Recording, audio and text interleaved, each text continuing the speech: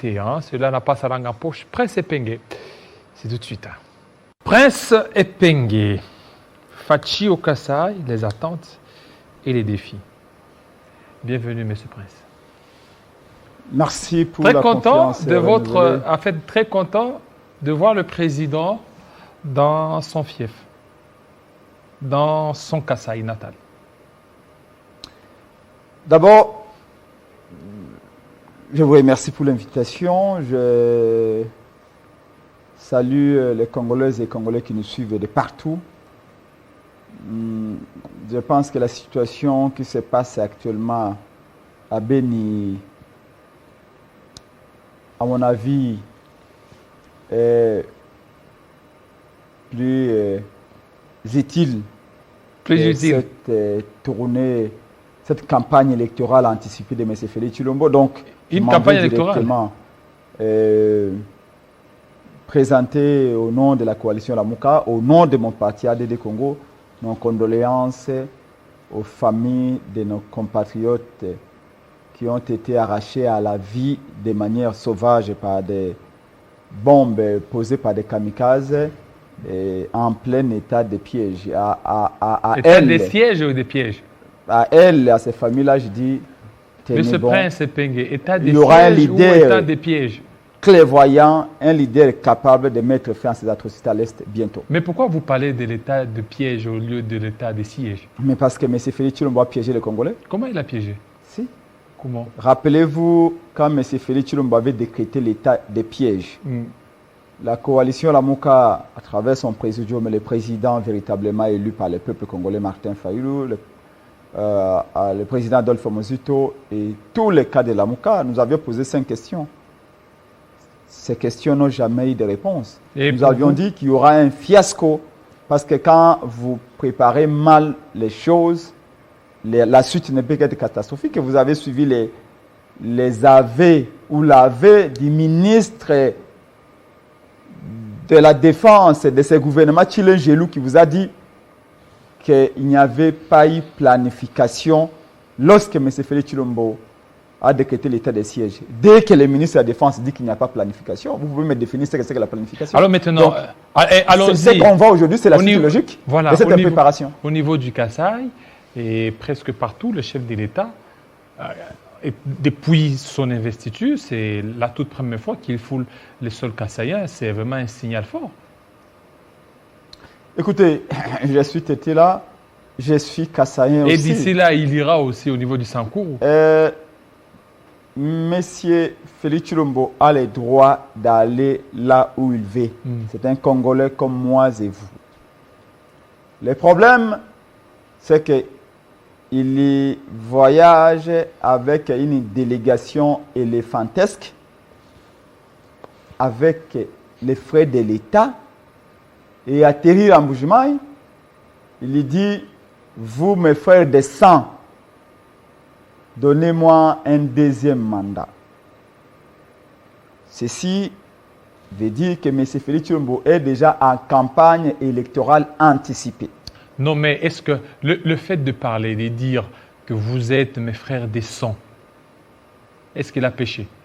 Dans ce qu'il a dit, j'ai 3 observations. Premièrement, M. Félix Tshilombo a violé, même si la loi électorale n'est pas encore là, mais la loi ancienne est peut-être considérée comme une loi qui est encore en vigueur. Nous ne sommes pas en période de campagne.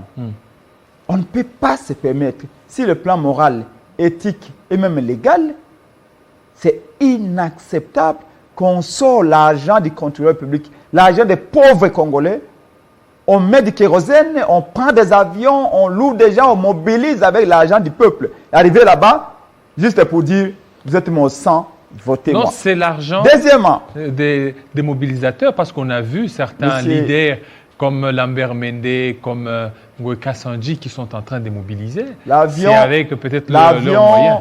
L'avion que M. Félix Tshilombo a utilisé, c'est avec l'argent de Lambert Mende? C'est l'argent de qui, selon vous? Lambert Mende, déjà sous Kabila, ne contribuait pas. C'est l'argent des Congolais sorti des caisses de l'État. C'est inadmissible. S'il veut aller à la campagne électorale anticipée, en violant la loi, il n'a qu'à demander à l'Union sacrée de contribuer. Il n'a qu'à demander à ses militaires de l'UPS de contribuer. Ça, c'est la première observation. Deuxième observation. Mes frères de sang, Monsieur Félix a été à Butembo l'année passée. Vous l'avez entendu qualifier nos frères de Butembo de ses frères de sang. Il a été à meeting à Bunia.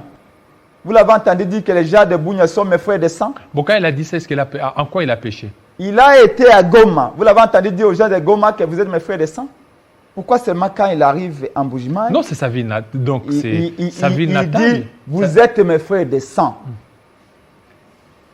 Il faut dire que quand on est un président, il y a certains langages qui ne peuvent plus avoir voix au chapitre dans votre entourage et même en vous-même. Un responsable politique. Vous savez, dans les sociétés traditionnelles, comme disaient les sociologues Salins, sociétés segmentaires dans nos empires, l'expression être au milieu du village vient de là. Un chef coutumier Mais il se sent ne montre pas de tendance. Mais il se sent chez lui au niveau du Kasaï. Écoutez, vous savez, les responsabilités peuvent être différentes. Et même les implications de celles-ci diffèrent selon les niveaux qu'on occupe. Quand on se dit chef, on doit se comporter en chef. Il va au Katanga et dit au Katanga que vous êtes le Bandoki. Il va en Europe et dit aux Congolais de la diaspora, vous êtes les Kombantaba. Il compare ses compatriotes à des chèvres. Il vient ici et dit, vous êtes des tribalistes. Parce que pour lui, quand vous critiquez son action, vous êtes tribaliste. Et lui-même a savonné Samaluko de son gouvernement d'incompétents, des gens qui sont incapables de coordonner les actions de son gouvernement, de piloter les actions de son gouvernement. Donc, il était devenu, en critiquant son propre gouvernement, le premier tribaliste. Parce qu'il suffit seulement de dire ça, vous êtes né. Laissez-moi continuer. Donc, pouvez-vous imaginer Maréchal Mobutu, les sorciers, les sanguinaires, se mettre à dire chez les Ngwandi, à l'Équateur, que vous êtes mes frères de sang. Et si nos frères de Mboujima sont ses frères de sang, et les gens de l'Équateur, et les gens du Bandung, et les gens du Katanga, et les gens du Maniema, et les gens de Kivu, Félix est en train de mettre en moule l'unité nationale. Félix est en train de fondre l'épée d'unité, l'épée de cohésion. Parce qu'une nation est définie entre autres comme l'ensemble de ceux qui sont morts, de ceux qui vivent et ceux qui naîtront. On ne peut bâtir une nation que si les socles communs et qu'on appelle les volontés de vivre ensemble. Le professeur Moïse Latimbe, dans un de ses ouvrages, avait dit que le Congo est un État multinational qui tend, ou tous les efforts que nous déployons aujourd'hui, c'est pour tendre vers l'État-nation, où nous allons devenir une seule nation. Mais c'est ce que le président est en train de faire, non? Félix, c'est son plus grand péché. C'est ce qu'il est en train de faire aujourd'hui. Il a ouvert l'État congolais à d'autres États. L'État. C'est du tourisme, tout simplement. Quel tourisme? Le plus grand péché de M. Félix Tshilombo, c'est qu'il se comporte en chef de la tribu. Et il utilise la tribu comme un paratonnerre, comme un bouclier. Chaque fois qu'il échoue, ne le critiquez pas. Si vous le critiquez, vous êtes tribaliste. Il est parti même aux Nations Unies parler du tribalisme. On lui parlait des problèmes qui rongent les Congolais, de l'insécurité ailleurs. Ça, c'est de toi pour chuter. Il ne s'est pas arrêté là. C'est dramatique. Il dit, mes frères des sangs du Kasaï, sachez que Kasaï a été détruit pendant des années. Mais le Kasaï n'a pas été détruit par les Kasaïens. Alors, M. Félix Tshilombo, moi j'ai tendu l'oreille. Par qui? Il affirme que le Kasaï a été détruit. Oui, ça on a entendu. Il dit non, mes frères du Kasaï a été détruit, mais il n'a pas été détruit par vous. Par les aînés. Les aînés qui sont venus d'où? C'est les gens de l'Équateur qui sont partis détruire le Kasaï. C'est les gens du Bandung, du Bas-Congo, du Katanga. Là, c'est inimaginable. Ça, c'est votre interprétation, non? Monsieur, c'est vous qui interprétez de la sorte. Je n'interprète rien. C'est vous qui interprétez. Je ne crée rien. Je ne fais que faire l'autopsie de ces propos. C'est moi qui ai dit que voilà, le Kassai a été détruit? Non, c'est M. Félix Tshilombo. C'est moi. Est-ce que dans tout ce qu'il a dit, est-ce qu'il a faussé où? Mais où est-ce qu'il a faussé? Est-ce que vous ne voyez pas qu'il est en train d'opposer l'ethnie Luba aux autres, au reste des ethnies du Congo? C'est dangereux. C'est suicidaire. Est-ce que vous imaginez nos jeunes frères, les enfants de 6 ans, 8 ans, 10 ans, qui ont entendu Félix leur dire que ceux qui ont détruit les Kassai, ce ne sont pas les enfants du Kassai. C'est-à-dire que ceux qui ont détruit les Kassai viennent d'autres provinces du Congo. Mais c'est dangereux. Les conséquences d'un tel discours séparatiste, vous allez les récolter d'ici 10 à 20 ans. Demain ou après-demain, il sera aussi au niveau du Sankourou. Mais, papa. Hein? Au niveau du Sankourou. Et il n'a pas dit ça en il y a déjà. Il est allé répéter même dans d'autres territoires. Pour vous dire que la Bible dit, je ne suis pas pasteur, ne me confondez pas avec Denis ou Mukuna. Mais les pères que je connais de la Bible, il y a un passage qui dit que c'est de l'abondance du cœur que la bouche fait quoi? La bouche parle. Que Félix arrête de se comporter en chef de tribu. Qu'il sache que même si tout l'espace Kassai le vote aux élections, il ne sera pas président. Pour être président. Vous avez vu Martin Fayulu? Je suis politologue de formation, moi. On nous a toujours appris que le Congo a une fracture, une division. 2 blocs. Le bloc Est et le bloc Ouest. Martin Fayulu, dans l'histoire politique du Congo, est le tout premier candidat aux élections présidentielles qui a été massivement voté à l'Ouest et à l'Est. Donc, cette fracture-là, Martin Fayulu l'a définitivement écrasée. Mais la CENI n'a pas cité son nom. La CENI n'a pas cité son nom, vous le savez. Excusez-moi? La CENI n'a pas cité son nom. Quelle CENI? De Nanga? La CENI n'a pas cité son nom. Ce n'est pas la CENI qui vote, c'est les Congolais qui ont voté. Oui, mais c'est la CENI qui annonce les résultats, vous avez qui publie les résultats. Nous étions, vous savez, on n'a pas voté à la Cour constitutionnelle. À la Cour, on a été demandé le récoltage de voix tellement. Tout ça, c'est vous avez vu dans un bureau de vote, Martin Fayulu, 180 voix. Félix Tshisekedi, 45 voix. Tout ça, c'est du passé. 15 voix. C'est du passé. Vous voulez changer l'histoire? C'est du passé, tout ça. C'est du passé. Le passé, c'est la boussole qui permet d'aller, d'avancer. 3 ans. Si vous oubliez le passé, 3 ans sont passés. Vous ne saurez pas là où 3 ans sont passés, il reste pratiquement 2 ans. Oui. 2 ans. Et durant les 2 ans, il y a des attentes. Comme là chez vous, au niveau de Katakokombe, au niveau de Sankourou. Le chef sera là. Le chef de l'État, Félix Tshisekedi. Et vous, quelles sont vos attentes, quels sont vos défis par rapport à sa tournée? Écoutez, Deko, aujourd'hui, le Congo n'existe que des noms. Des noms? J'ai entendu encore dans son discours dire « Donnez-moi un second mandat ». Messieurs, si vous respectez vos frères de sang, parce que pendant qu'il parlait avec ses frères de sang, nos frères par alliance, nos frères par les sorts de Béni, se faisaient sauter par des kamikazes. Pendant que lui parlait avec ses frères de sang, vous savez, pendant qu'il demandait un second mandat, alors qu'il n'a pas encore dit, qu'est-ce qu'il a fait du premier mandat?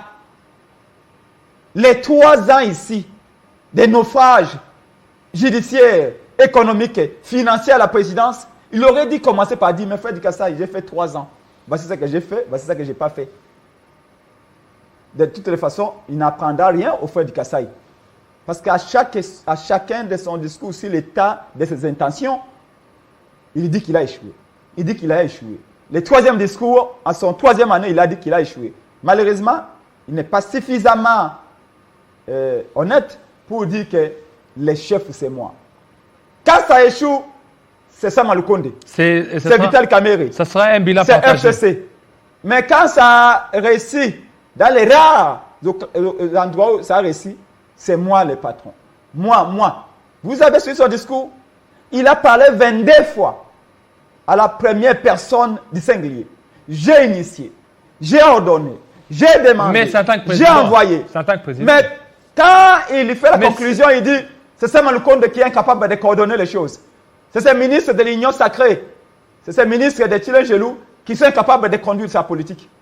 Attention, quand un entraîneur a mal recruté les joueurs, à un moment donné, la tabula rasa commence par l'entraîneur lui-même. On le fait virer. Merci. Et donc, les Congolais sont prêts à faire virer. Il faut renvoyer M. Félix Tshisekedi au chômage en 2023. Je vais te dire un élément important. Le bilan. Le bilan, qui sera plus éloquent que Félix Tshisekedi? Qui peut trouver les adjectifs évidents pour qualifier son mandat? C'est lui-même. Moi, je dis toujours au sein de mon parti de Congo, au sein de la MOCA, si vous voulez voir, si vous voulez connaître les bilans de M. Félix Tshilombo, regardez seulement les visages des Congolais. Ça fait quoi ce visage? Observez le visage des Congolais. Mais regardez votre visage, vous avez un bon visage. Alors ça fait quoi le visage? Ça, c'est le visage d'un chrétien qui, malgré que les piaux ça ne vient toujours pas. De Namibie ne viennent pas, on est allé jeter 6 millions de dollars en Namibie pour des poissons, des Saint-Charles qui ne sont même pas encore pêchés. Maintenant, on dit à chaque Congolais de chercher une maison, aller pêcher en Namibie. Chacun va se débrouiller. Mais il y a des piaux d'ici là. Et avant le premier, vous allez manger, vomir les piaux. Les Congolais portent les stigmates de ces 3 ans. Ils se réveillent en colère, ils dorment le ventre vide, mais nous allons en parler un peu plus au sein de la coalition Lamuka. Vous savez que l'authentique et le véritable président de ces pays, l'intelligent, les compétents, les visionnaires Martin Fayulu s'adresse à la nation les 30 décembre ici. Il va s'adresser. Un véritable discours de nom d'État. Sur la RTNC. L'unificateur. Excusez-moi? Sur la RTNC. Non, la RTNC, on l'appelle maintenant la radio-télévision nationale de Jama Kabounde de Kabouya. Comment ça? La RTNC, la Mouka n'est pas si jamais. Alors maintenant, vous allez passer. Les mêmes partis que sous Kabila. Non, la RTNC, aucun cas de la Mouka ne va là-bas.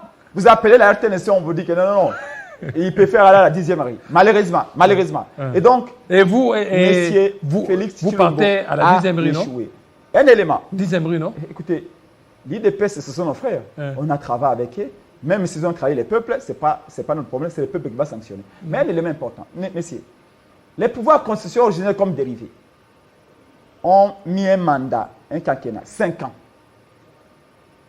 On suppose que quand un homme a une vision claire, un homme peut articuler, peut bien coordonner les choses. C'est là où il amène son pays. Il est bien entouré. Qu'il a des compétences propres. Parce qu'un chef ne peut pas compter que si c'est conseiller. Machiavel disait déjà, c'était combien? 16e siècle. Qu'un chef, avant de compter sur ses conseillers, il doit compter sur ses propres qualités. Et il dit, donnez-moi un second mandat. Mais là, il a fait 3 ans. Il a encore 1 année et 10 mois, ou je veux dire, il a 20 mois devant lui. 1 année et 6 mois. C'est-à-dire que pour Félix Tshisekedi, les 2 ans qui restent, c'est comme on dit, il y a Bolafa. Il n'y a plus rien à espérer. Déjà, dès le moment où il dit, c'est posé déjà pour 5 ans à venir, papa. Dites-nous d'abord, qu'est-ce que tu as fait de nos 5 ans, même si tu as acquis ce mandat-là frauduleusement. Parce que nous avions dit, c'est vous qui avez refusé de nous écouter. Quand nous avions dit... Nous qui?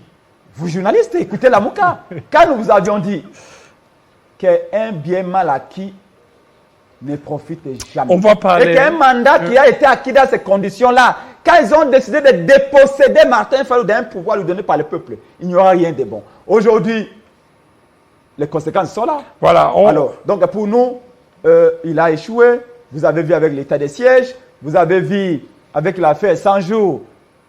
Je ne comprends pas pourquoi M. Djamal reste en prison à 80 ans, alors que tous ceux qui ont boutiqué l'escroquerie du siècle, l'escroquerie à Pablo Escobar 100 jours, sont en dehors de la Voilà, prison. tout de suite on va... Et il s'en prend la justice alors que c'est lui qui a donné l'ordre que tous les prisonniers, tous les volets sortent. Merci beaucoup. Les Congolais sont fermes. Les Congolais n'attendent qu'une occasion. Merci, monsieur. Sanctionner sévèrement. C'est là où nous, la Mouka, vous entendez le président élu Martin Fayulu, les 30, mais c'est Kadima doit dégager.